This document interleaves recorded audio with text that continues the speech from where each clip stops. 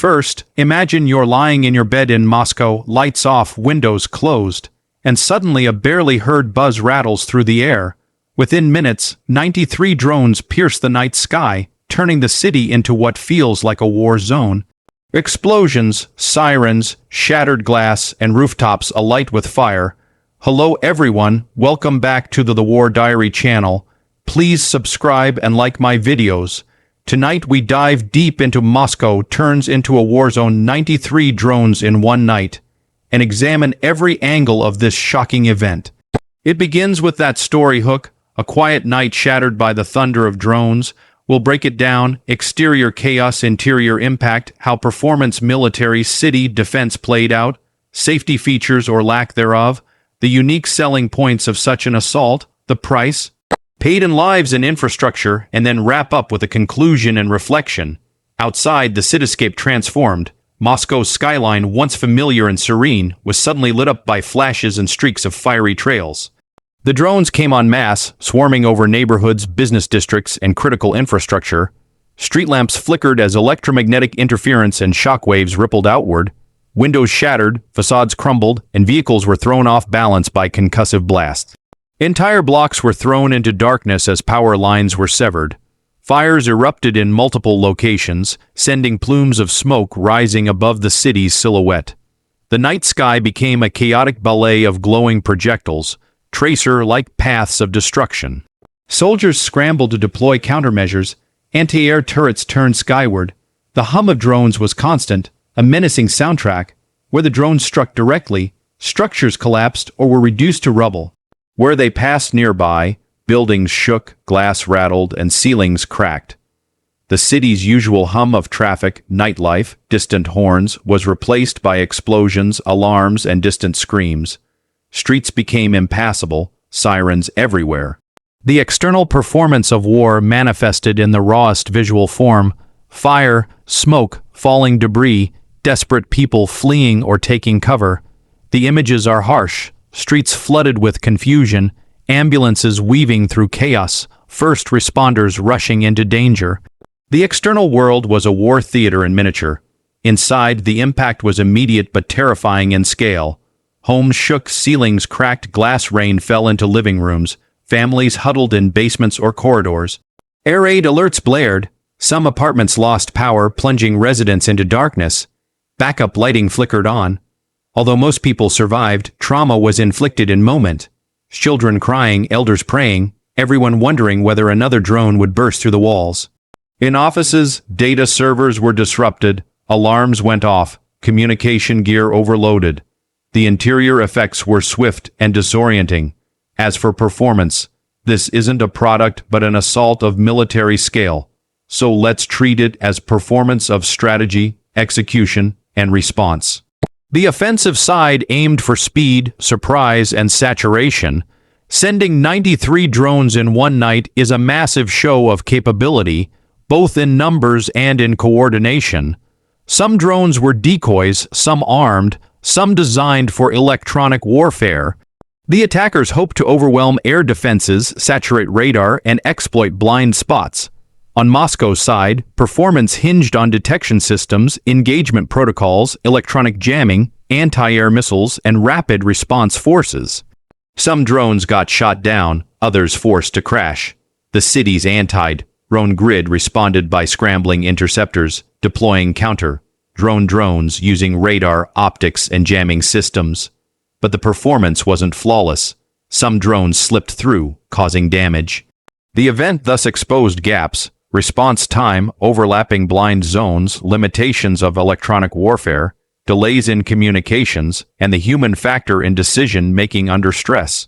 On safety features, or more precisely defensive safeguards, the city had some protections, but they were stressed to the limit. Early warning radar systems tried to detect incoming UAV, and electronic warfare units attempted to jam signals or scramble control. Anti-aircraft batteries and missile systems were ready to intercept. Shelters and bomb-proof basements served civilians. City protocol included blackout zones to confuse targeting. Emergency services ready to mobilize. But in practice, the sheer number of simultaneous threats stretched safety systems thin. Some zones lacked coverage, some drones may have been stealthy or low altitude to evade detection. Overload of communications and false positives complicated targeting. Some shelters were undersized. In high-rise buildings, not all residents could reach the safest spots in time. The safety systems prevented worse catastrophe, but failed to wholly contain damage. What are the unique selling points, from the attacker's point of view, of such a massive drone raid? First, shock and awe. Striking 93 drones in one night is dramatic, a statement of reach and intent. Second, saturation overload. Overwhelming defenses by sheer volume, forcing defenders to pick and choose which threats to intercept. Third, multi-mode attack. Drones might carry explosives, electronic warfare payloads, reconnaissance sensors, decoy tech. Fourth, psychological effect. Terror, uncertainty, the sense that nowhere is safe. Fifth, cost efficiency. Drones, compared to missiles or aircraft, are relatively cheap. Sixth, plausible deniability and scalability. Difficulty in attributing each small drone, ability to launch waves from multiple fronts, reconfigure on the fly. Seventh, disruption beyond destruction, power outages, communication breakdowns, civilian panic, cascading infrastructure failure. These are the selling points of a large drone swarm in modern hybrid warfare. What is the price of this event? What are the costs? The price is counted in lives, injuries, displacement, trauma. Infrastructure was damaged. Homes, businesses, roads, power grids, communication hubs. Economic loss is huge. Repair, reconstruction, downtime, insurance, loss of business. The social price, fear, disruption of daily life, mental health trauma, loss of trust in security.